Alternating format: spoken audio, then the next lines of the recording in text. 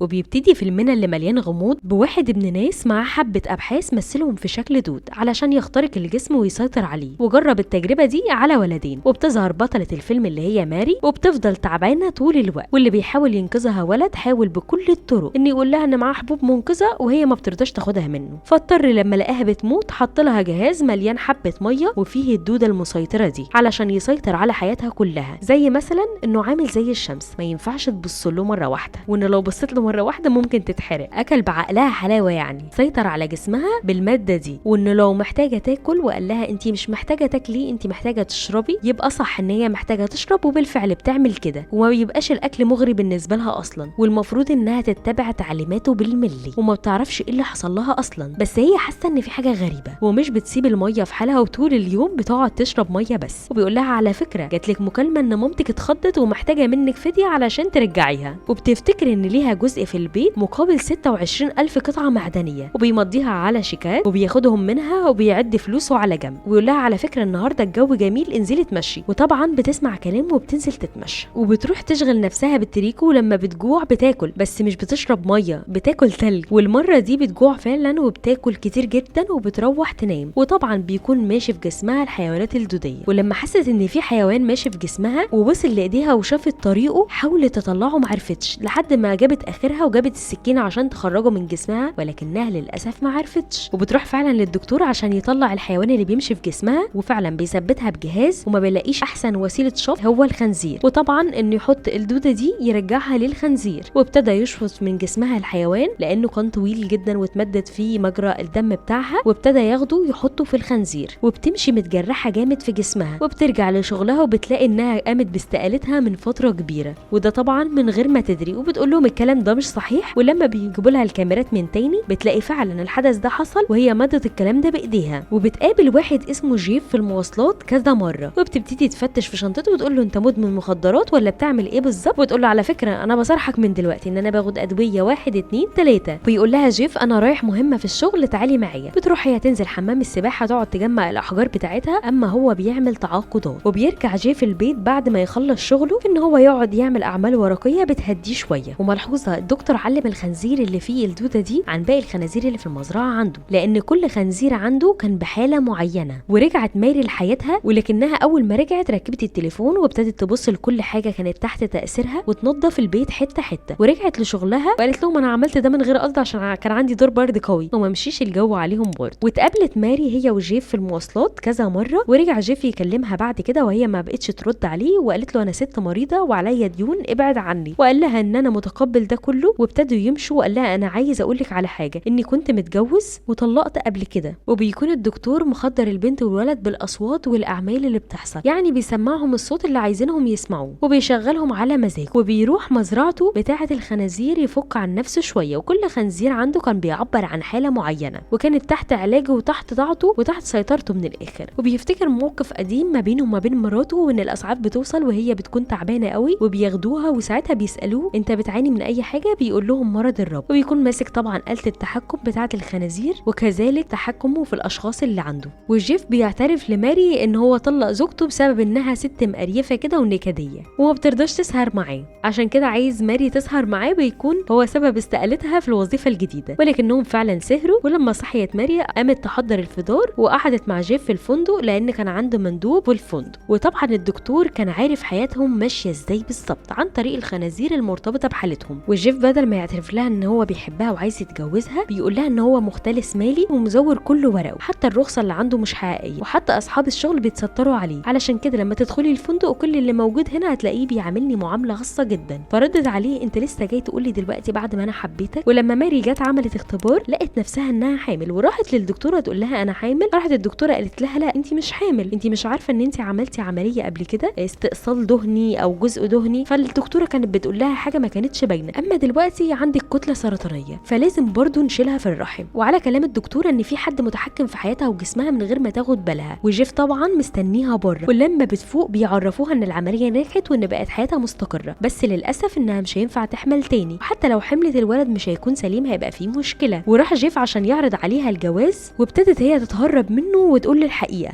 وابتدى ياخدها جيف علشان يظبطوا حياتهم سوا. واما دكتور المزرعه اللي بيباشر تجاربه على الخنازير ابتدى يصطادها واحده واحده اللي بتمثل التجربه. زي مين؟ اختار الخنزير اللي هو جيف اول واحد، ان هو يقع في مصيده الشغل، وفعلا جيف بيترفد من الشغل وبيبتدي يقاوم اللي معاه في الشغل وبيبتدي يتعور في مناخيره. اما ماري كانت طالعه وسط المطر وبتعور نفسها وما بتعرفش هي فين، لانها كانت الخنزير التاني اللي متحكم فيه الدكتور. والدكتور اخد الخنزيرين اللي هم عباره عن جيف وماري وابتدى يربطهم في شوال ويرميهم في الميه، وابتدى ماري وجيف يكونوا في حاله مش طبيعيه لان حياتهم متعلقه بالخنزيرين، وابتدى ان هم يحاولوا يتقابلوا، وبيعرف جيف مكان ماري وبياخدها علشان يخرجوا من المكان اللي هي فيه، وبيتوجهوا للبيت وبيلموا كل الاكل اللي في البيت وبيستقروا في البانيو زي خنزير التجارب اللي في الميه كده. وبيوصل شوال الخنزير لمكان عن طريق الميه وبيثبت فيه، وفي نفس الوقت ماري بتحاول تموت مغموره بالميه، وحياتها بتكون متعلقه بحياه الخنازير بتاعه التجارب. وبتقوم ماري على صوت بتسمعه وبتستغرب جدا، صوت زي كده الصفاره،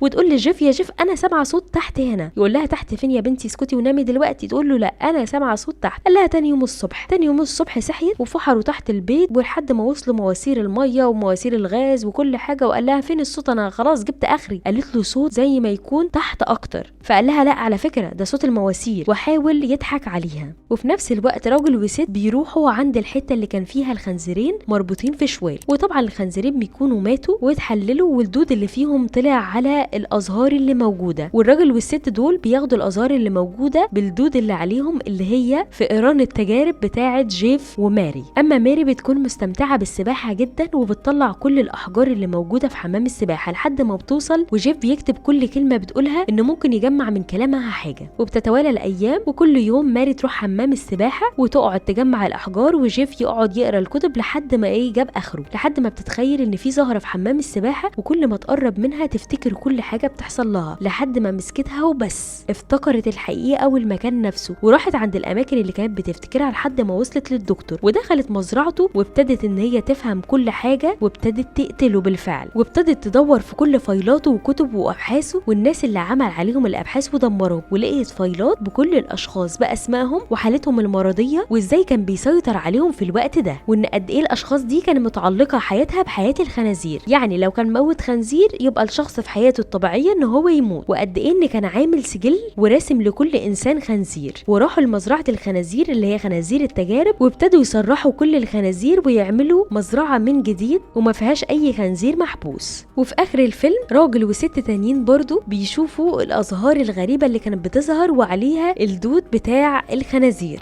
او بتاع فئران التجارب بمعنى اصح. فيلمنا النهارده خلص يا صحابي، اشوفكم على خير في فيلم المره اللي جايه.